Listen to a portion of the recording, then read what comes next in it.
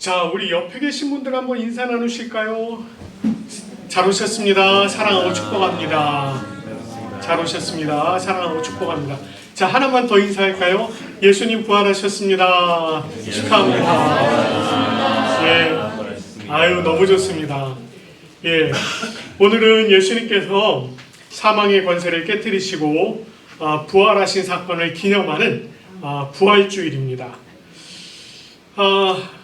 우리가 이렇게 이제 부활주일 이렇게 이제 막 기뻐하고 즐거워하고 이제 서로 축하하고 막 이렇게 하죠.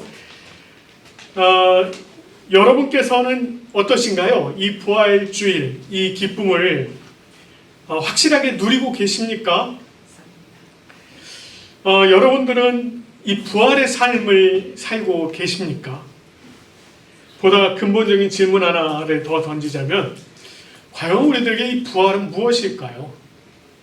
자, 오늘 예수님의 제자였던 베드로가 맞는 이 부활에 대해서 좀 한번 생각을 해보면서 우리가 또 부활을 어떻게 맞이하고 또 살아갈 것인가 한번 좀 생각해 보길 원합니다. 대제사장들 또 서기관들의 손에 의해서 사람들의 손에 넘겨졌던 예수님께서 십자가에 달려서 돌아가셨습니다. 예수님께서 십자가에 달려 돌아가신 그 사건을 많은 사람들이 목격을 했어요.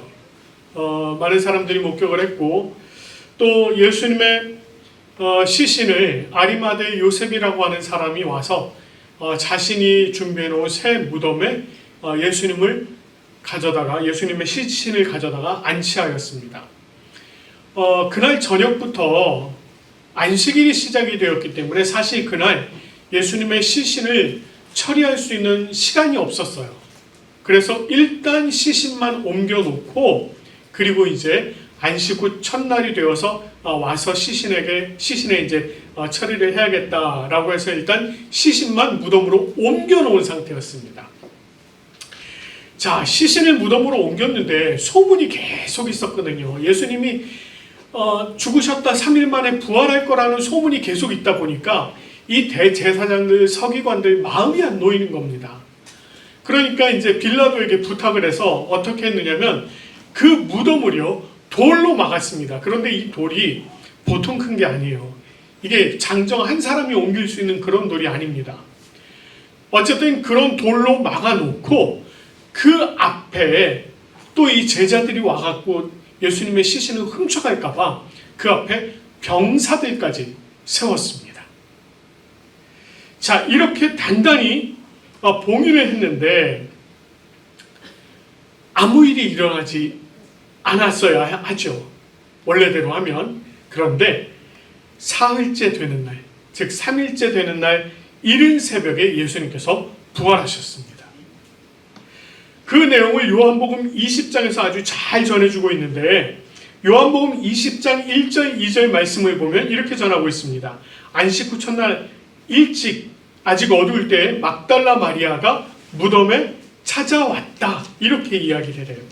그런데 그렇게 찾아왔는데 무덤에 와서 돌이 무덤에서 옮겨진 것을 봤다는 겁니다. 이 막달라 마리아가 너무 놀라서요. 돌이 무덤에서 옮겨진 것을 보고 너무 놀라서 막 이제 제자들에게 달려간 겁니다. 그리고 베드로와 요한에게 달려가서 예수님의 시신이 없어졌다고, 도대체 사람들이 이걸 어디에 옮겨놨는지 알 수가 없다고 그렇게 이야기를 해요. 이 소식을 들은 베드로와 요한이요 또 헐레벌떡 무덤으로 달려갔습니다. 그리고 무덤을 확인했어요. 그랬더니 예수님을 쌌던 세마포, 그러니까 천이죠. 하얀색 천과 얼굴을 덮었던 수건만 따로 딱 남겨진 것을 보았고 예수님의 시신이 거기에 없는 것을 본 겁니다. 자, 그것을 확인한 이 제자들 어떻게 했을까요? 그냥 집으로 돌아갔어요. 집으로 그냥 돌아갔습니다. 왜냐하면 그들은 예수님께서 죽은 자 가운데서 다시 살아나시리라 하신 그 말씀을 아직 제대로 알지 못했기 때문입니다. 예수님께서 고난당하시고 죽으셨다가 다시 살아날 것이다. 그렇게 반복적으로 말씀을 하셨어요. 나 다시 살아날 거야. 내가 사람들의 손에 넘겨져서 죽임을 당했다가 3일 만에 다시 살아날 거야 라고 제자들에게 그렇게 얘기를 했는데도 불구하고 이 제자들이요, 그걸 이해를 못한 겁니다. 그러니까 이 제자들이 예수님의 시신이 없는 것만 확인하고 어떻게 더 할 방법이 없어서 그냥 집으로 돌아간 겁니다. 그리고 그날 저녁에 제자들이 모여 있는데 그곳에 예수님께서 나타나셨어요. 예수님께서는 제자들에게 나타나셔서 못 박혔던 손, 그리고 찔렸던 그 창에 찔렸던 옆구리를 보여주셨습니다. 그리고 예수님께서 이렇게 제자들에게 말씀하셨어요. 아버지께서 나를 보내신 것 같이 나도 너희를 보내노라. 그리고 그들을 향해서 숨을 내쉬면서 뭐라고 말씀하셨느냐면 성령을 받으라, 이렇게 말씀을 하셨어요. 자, 이것은 예수님께서 하나님의 사명을 가지고 이 땅에 보내심을 받았던 것처럼 이제 예수님께서 그 제자들에게 이 땅으로 보내시는 거예요. 사명을 주시고 그들을 세상으로 보내신 것입니다. 제자들에게 성령을 주시면서 그들로 하여금 복음을 전하고 복음을 들은 자들이 구원을 얻을 수 있도록 권능을 베풀어 주셨어요. 예수님은 제자들에게 뭐라고 또 말씀하셨느냐면 너희가 누구든지 누구의 죄든지 사하면 사하여질 것이요 누구의 죄든지 그대로 두면 그대로 있으리라, 이렇게 말씀을 하셨습니다. 그러니까 너희가 가서 그들의 죄를 사하면 그 죄가 다 사하여질 것이다, 분명히 이렇게 말씀까지 하셨습니다. 그리고는 세상으로 내보내셨어요. 가라고 하셨어요. 그러면 어떻게 했어야 될까요? 이 사람들이 나갔어야죠. 세상으로 나갔어야죠. 그러나 이어지는 복음, 이 요한복음의 내용을 보면 그들이 세상으로 나갔다라고 전하는 이야기가 없습니다. 안 나갔어요.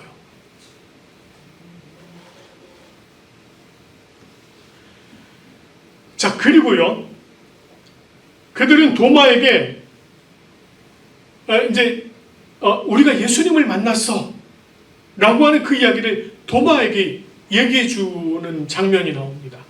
안 나가고 도마를 만난 겁니다. 그리고는요, 다시 8일이 지났어요. 8일이 지났을 때 예수님께서 다시 찾아오셨습니다. 그리고 도마까지 함께 있는 그 예수님의 제자들 무리들에게 나타나셨습니다. 자, 부활하신 예수님께서 지금 제자들에게 2번 나타나셨습니다. 자, 예수님께서요, 사명을 주시고 세상으로 나가라고 했는데 이 제자들이 이번에는 어디가 있을까요? 오늘 말씀 보니까 디베리아 호수, 다시 말해서 갈릴리 호수, 갈릴리에 와 있는 겁니다. 물론 예수님께서 부활하셨을 때 예수님의 천사들이 뭐라고 하는 장면이 있느냐면 제자들더러 갈릴리로 가라. 예수께서 그곳에서 너희를 만나실 것이다 라고 하시는 부분이 있습니다. 물론 예수님께서도 그 전에 내가 다시 살아나서 갈릴리로 갈 것이다 라고 말씀을 하신 부분이 있어요. 자, 그 말씀을 따라서 지금 이 제자들이 갈릴리로 왔어요. 그런데 이 갈릴리로 온 제자들 무엇을 하고 있을까요? 오늘 2절 말씀 보니까 베드로, 도마, 나다니엘, 나다나엘, 세베대 아들, 그러니까 요한과 야고보, 그리고 다른 2 제자가 있었습니다. 그곳에서 베드로가 뭐라고 얘기하느냐면 이렇게 얘기해요. 나는 물고기 잡으러 가노라, 이렇게 얘기합니다. 그러니까 다른 제자들도 뭐라고 얘기합니까? 우리도 함께 가자, 이렇게 얘기합니다. 베드로를 비롯한 제자들이 이전에 이곳 갈릴리에서 어부 생활을 했거든요. 그러니까 그들이 지난 3년간 예수님을 따랐고 또 예수님께서 십자가에 달려 죽으셨다가 사흘 만에 부활하신 사건을 직접 목격했어요. 부활하신 예수님을 직접 만나서 사명까지 받았습니다. 그런데 그랬던 그들이 지금 갈릴리에서 뭐 한다고요? 나는 물고기 잡으러 갈 거야. 그래? 우리도 함께 가자. 그랬다는 겁니다. 이전의 생업이었던 물고기 잡는 일로 돌아갔습니다. 그들이 다시 배에 올라서 물고기를 잡으러 간 것, 그것은 그들이 기대했던 일이 아직 일어나지 않았기 때문에 그래요. 그러면 이 베드로와 그의 제자들이 기대했던 것 무엇이었습니까? 그들이 예수님께 바랬던 그들이 바랐던 메시아는 어떤 메시아였어요? 지금 계속해서 제가 지금 몇 주째 이야기를 하고 있죠. 그들이 바라고 기다렸던 메시아는 정치적인 메시아였습니다. 강하고 능한 메시아가 로마로부터 자신의 민족을 구원해내고 이스라엘의 모든 사람들을 다윗의 때에 누리던 그 영광, 그것을 다시 누리게끔 하려고 그렇게 소망하고 기다렸어요. 그랬는데 그 모든 소망들이 다 어떻게 됐습니까? 예수 그리스도께서 십자가에 달리시는 순간에 와르르 무너져 내렸습니다.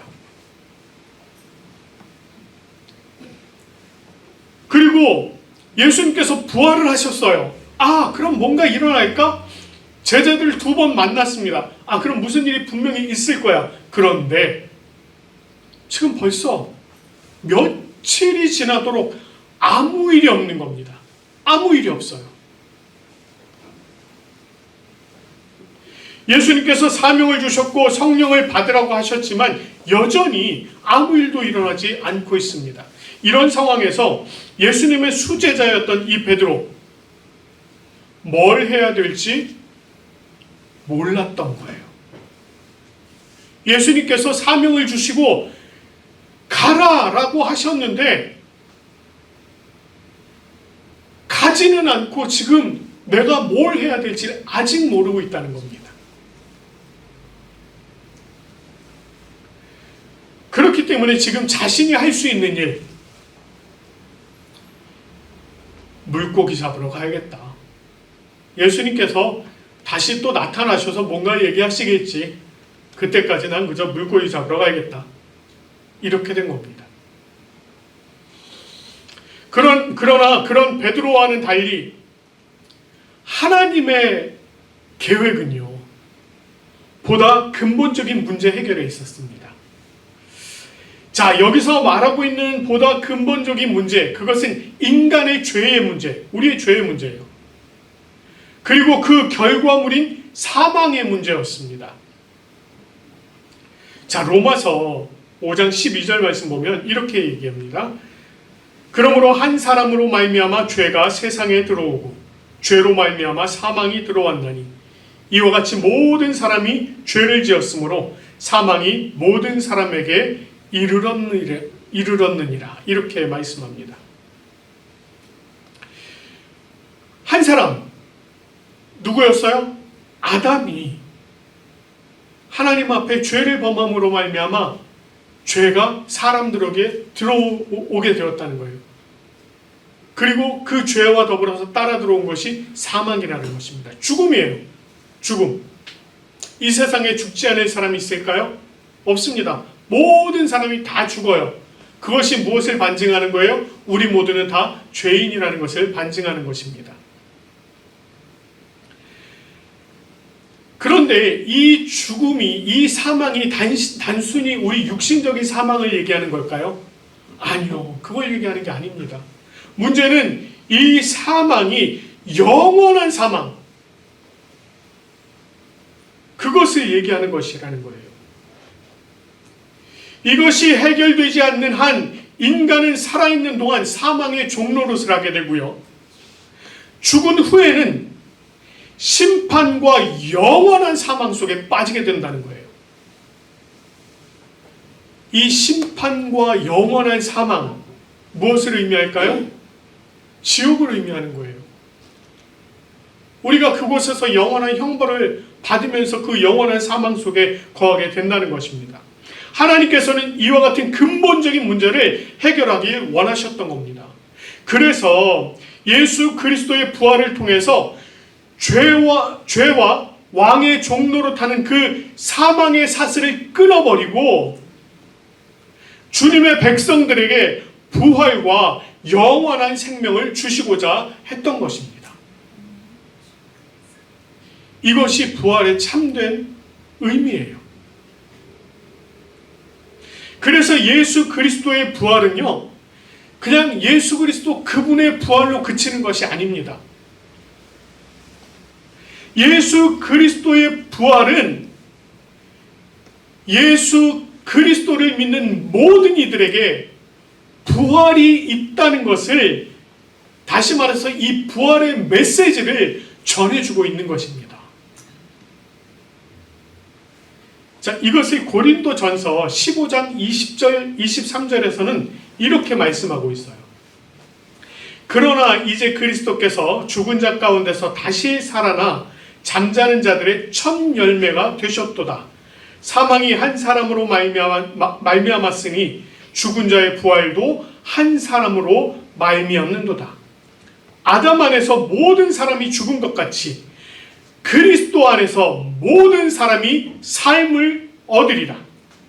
그러나 각각 자기 차례대로 되리니 먼저는 첫 열매인 그리스도요, 다음에는 그가 강림하실 때에 그리스도에게 속한 자요, 이렇게 이야기합니다. 아담으로 말미암아서 모든 사람에게 사망이 들어왔다면 예수 그리스도로 말미암아 예수 그리스도를 믿는 자들에게는 부활이, 생명이 임하게 된다는 것입니다. 예수님께서 첫 열매가 되셨대잖아요. 부활의 첫 열매. 첫 열매가 있다는 얘기는 무슨 의미예요? 다른 열매들도 있다는 얘기예요. 예수님께서 첫 열매가 되셨고 우리가 그 다음 열매들이 된다는 것입니다. 예수님의 십자가와 그 부활 사건이 이 범우주적인 사망의 사슬을 끊는 사건이었다, 이렇게 얘기를 한다면 그를 통한 부활은 그러니까 예수 그리스도를 통한 우리의 부활은 범우주적인 엄청나게 크고 놀라운 사건이 우리 각 개인에게 실제적으로 적용되는 사건입니다. 그런데 베드로가요, 이걸 아직 몰랐어요. 그는 여전히 자신의 문제, 자신의 기대의 문제, 그리고 자신이 예수님을 통해서 이루고자 했던 어떤 그 문제에 여전히 머물러 있었습니다. 그렇기 때문에 당시 베드로가 선택하고 결정한 것은 뭐였어요? 나는 물고기 잡으러 가노라, 이거였습니다. 베드로는 예수 그리스도의 부활이 실제적으로 자신에게 아직까지 와닿은 게 아니에요. 그래서 예수님의 영광스러운 그 부활을 실제로 목격은 했어요. 목격을 했지만 그는 여전히 자기의 문제, 개인적인 문제들에 사로잡혀 있었던 것입니다. 그러나 하나님께서는 인류가 갖는 근본적인 문제, 영원한 문제를 먼저 해결하시고 그 안에서 개인적인 문제들, 일시적인 문제들을 재조명해 보기를 바라셨던 겁니다. 참 감사한 것이요, 만약에 성경 내용이 여기서 딱 끝났다, 만약에 여기까지만 있었다 이러면 우리가 아마 이 베드로의 속마음은 영원한 숙제로 남았을 것입니다. 그러나 베드로가 예수님의 부활이 실제적이고 또한 개인적인 부활과 직접적인 연관이 있다라고 하는 이 사실을 알게 하는 사건들이 이어지게 됩니다. 오늘 우리가 읽은 본문 이후에는요, 디베랴 호숫가에서 예수님께서 숯불을 피워 놓으십니다. 숯불을 피워 놓으시고 너희들이 잡은 고기 좀 가져와 해서 그 고기를 구우세요. 그리고 뭐라고 그러시냐면 같이 아침 먹자 이러십니다. 그리고 거기서 예수님께서 제자 베드로에게 묻습니다. 베드로야, 네가 나를 사랑하니? 베드로가 뭐라고 대답하느냐면요, 주님께서 아시잖아요. 제가 주님 사랑합니다. 그랬더니 두 번째 또 물어보세요. 베드로야, 정말 네가 나를 사랑해? 주님 아시잖아요. 제가 주님 사랑하는 거. 세 번째 물어보십니다. 베드로야, 내가 나를 사랑하니? 베드로가 또 대답합니다. 제가 주님 사랑하는 거 아시잖아요.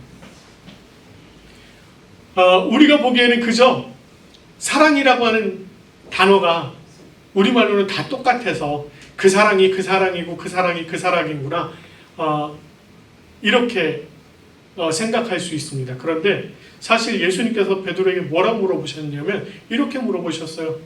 피에트로, 아가파스메? 이렇게 물어보셨어요. 네가 나를 무조건적으로 사랑하니? 정말 조건 없이 사랑할 수 있니? 이렇게 물어봤어요. 그랬더니 베드로가 뭐라고 대답했는지 아세요? 퀴리오스, 필로세. 저는요, 무조건적인 사랑은 안 되고요, 그저 형제의 사랑으로는 사랑할 수 있을 것 같아요. 예수님이 또 물어보세요. 아가파스메? 나 무조건 사랑할 수 있어? 그거 아니고요, 필로세라니까요. 조건이 붙는다니까요.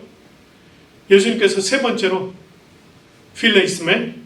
그러면 조건이 붙지만 그래도 날 사랑한다는 얘기지? 네, 필로세, 주님 당신을 사랑해요. 이 이야기가 베드로에게 큰 울림을 던져주었습니다. 예수님께서 이렇게 내가 나를 사랑하느냐? 라고 물으시면서, 반복적으로 물으시면서 내 양을, 내가 너에게 주는 양을 먹이라, 그 양을 치라, 이렇게 맡겨놓으십니다. 베드로에게 실제적인 선교적 사명을 그 자리에서 맡겨주시는 거예요.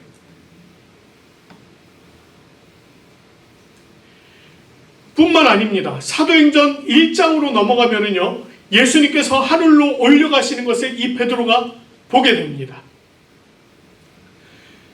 예수님께서 많은 사람들 앞에서 하늘로 올라가시는 걸 이 베드로가 목격을 해요. 그리고 사도행전 2장으로 넘어가면 어떤 일이 벌어지느냐? 모여서 기도하던 이 제자들에게 하늘로부터 성령이 임재하는 사건이 벌어집니다. 이 성령이 임재하였을 때 비로소 이들이 일어나서 하나님께서 하신 일을 전하기 시작해요. 방언이 터져가지고요, 무려 15개국 방언으로 이야기를 하는 겁니다. 그 지역에 살던 사람들이 그 말을 듣고 뭐라고 얘기하느냐면, 어떻게 된 거지? 저 사람들이 어떻게 우리의 말로 하나님의 하신 일을 이야기하지? 이렇게 되는 것입니다. 이 놀라운 사건이 벌어지게 되는 거예요. 이 일련의 사건들로 인해서 베드로는 확실히 달라졌습니다. 그는 더 이상 정치적인 메시아가 아니라 사망 권세를 깨뜨리시고 영혼을 구원하시는 참된 메시아를 볼 수 있게 됐어요. 그리고 버려지고 소외된 자들, 가난과 고난과 고통 속에 있는 자들, 찢기고 상처 입은 자들을 찾아가신 메시아를 드디어 발견하게 된 것입니다. 그것을 발견한 이 베드로, 결국은 그가 버려진 자들, 소외된 자들, 가난과 고난과 고통 속에 있는 자들, 찢기고 상처 입은 자들을 찾아가서 그들에게 복음을 전하고 그들을 구원의 길로 인도하는 사역, 즉 예수님께서 말씀하셨던 사람 낚는 어부가 되라고 하는 그 말씀을 실천할 수 있게 된 것입니다. 그러면 우리는 어떨까요? 앞에서 드렸던 질문 다시 한번 드리고자 합니다. 우리는 부활의 기쁨을 누리고 계십니까? 우리는 부활의 삶을 살고 있을까요? 예수님께서 이미 부활하셨고 우리에게 부활의 기쁨을 지금 이 순간에도 전해주고 계세요.